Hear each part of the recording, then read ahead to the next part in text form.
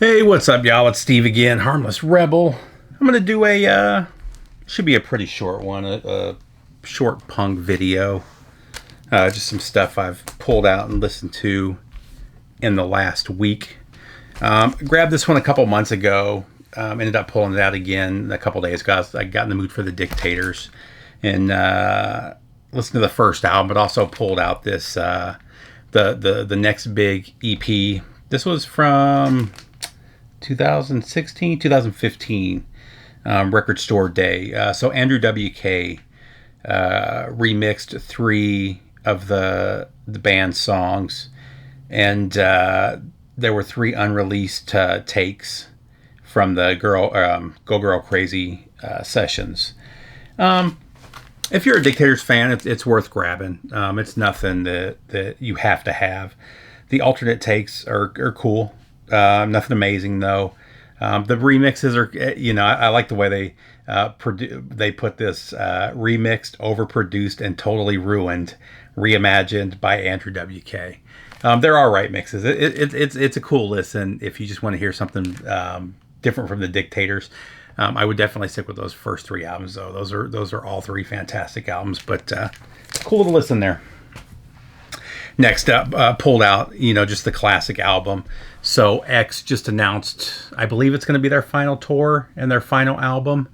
They just announced the dates. They are going to be playing here. I've wanted to see them for as long as I can remember, and they just don't play here that often. And they are playing here towards the end of their tour, so I'm really looking forward to that. But this is their classic debut, Los Angeles. I had been listening to the second and third album quite a bit lately. Just wasn't in the mood for Los Angeles, and finally ended up pulling this one out and giving it a few spins. I still love this album. I think this is a must-have for any punk collector. But as of late, I've been into their later stuff. Next up, Death 3. So do I have I just watched, I don't think I have it here in front of me. Oh, I do. I just watched this not too long ago. Again, a band called Death. If you haven't seen this documentary, you have to see it. It's a fantastic band. The story is pretty cool. When that came out, it really opened the world up to the band and to their first album, which was fantastic. Just a band that came out at the wrong time. They came out in that weird period before proto-punk and punk, and I think that's mainly just what hurt them. The first album's fantastic. I haven't heard the second album. This is the third album. This is Death 3. I just picked up a copy of this not too long ago. And this is a mix of stuff. So there's a couple songs from 1980. It's basically stuff from 1975 to 1992. So let's see, 1, 2, 3 songs they originally recorded in 75 for the original album that weren't used. There's a couple songs from 1980. And then there are 2 songs from 1992. I wouldn't say that this is a must-have. I really like a few songs on here. A few songs are kind of throwaways. I know why. They were never used for anything. Well, I mean, none of it was ever used. They only had one single until, 2010? And that single's fantastic. I would love to find an original copy of that. But, this is just mostly stuff that wasn't good enough to be on Death 1 and Death 2. So if you really like that, the story and especially that first record, it's worth grabbing. It's not something I'll pull out. It'll be one of those things where if I get in the mood to hear Death and listen to the first 2 albums, I'll just listen to this one as well. So not a must-have, a cool to have type of deal. Next up, one of the classic albums. I go hot and cold with this album. For a lot of years, I didn't like this album. I actually had a first U.S. pressing in mint condition that I sold a couple years ago for like $250. It's one of those albums, if I'm in the mood for it, I love it. If I'm not, I hate it, other than a couple songs that are just classic songs. But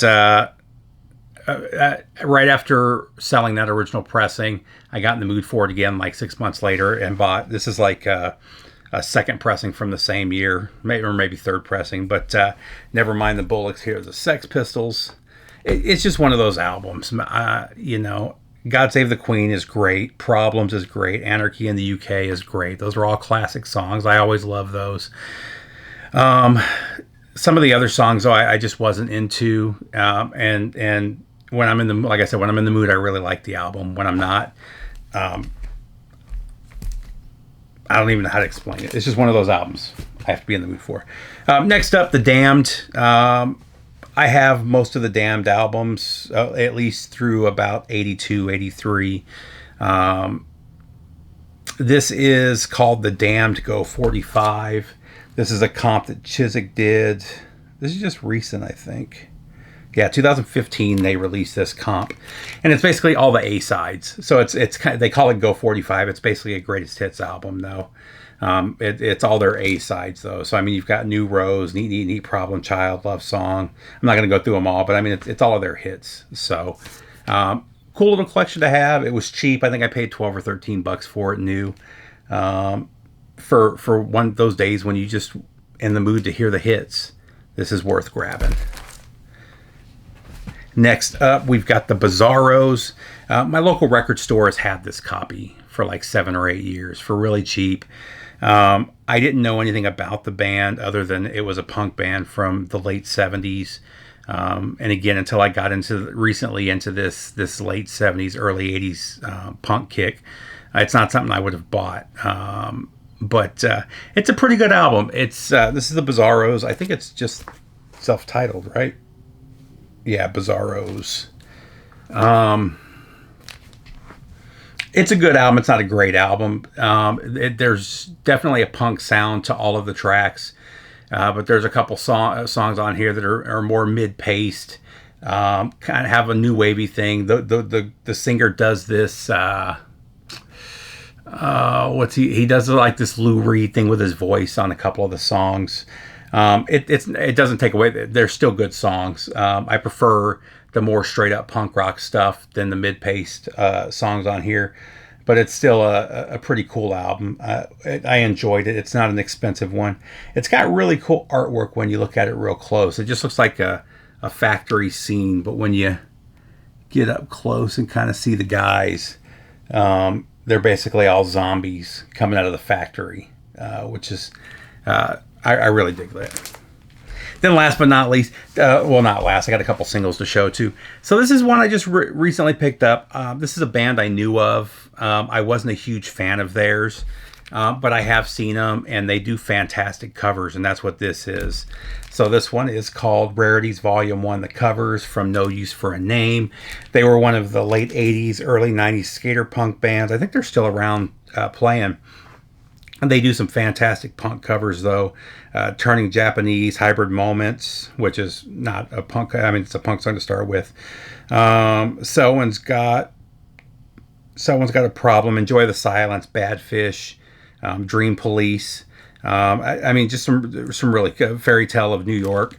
Some fantastic songs. I really love when bands take different genres and songs and mix it or make it sound like them. I like covers albums too, where people just do straight up covers. But I really like when bands take a classic song that I love and kind of do something new with it. And that's basically what this is.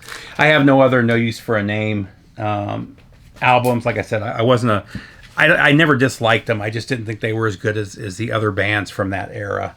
But I do love stuff like that. And then I've got a few singles. This is a recent one. I grabbed it because it was relatively cheap and I hadn't heard it. But this is My Sanity and Chaos from Within from Bad Religion. Like I said, this is recent. I think this is in the last 5 or 6 years that this one came out. Social Distortion. What is this one? Cold Feelings and Bad Luck. This is a promo tour edition. It's got all the tour dates. It was a real limited run with the classic Skeleton album cover. All the other singles, non-promo ones, have a different sleeve on them. But love Social Distortion. This was not really punk, but I was listening to this too. Madness, Our House, and Cardiac Arrest. And then last but not least, this was a record store day. I do recommend grabbing it if you see it for a good price. They were selling it on record store day for 20 to 25 bucks. It's not worth that. I think I got it for $13.99. It was worth that. This is an EP from a band called the Body Snatchers in Texas. And it says this is the first ever authorized reissue of the 1978 Bloodstained staple of this 1978 KBD Bloodstained staple was the first ever punk rock. That doesn't make sense the way it's written. They're basically saying this is the first punk rock record released out of Austin, Texas. So it is good, really good late 70s punk. There's a little bit of Ramones in there for sure. There's a little bit of Sex Pistols in there, kind of mixed together. And I really dug it. Like I said, it was done by Riding Easy Records. If you find it for a relatively good price, I would grab it. I wouldn't pay the 25 bucks for it. So that's pretty much. I got some Cramps singles too. I'm gonna do a Cramps video though at some point because my Cramps collection is getting pretty good. That's it, guys. I hope everybody's doing good. Keep this one short. Take care, and I'll see you soon, VC.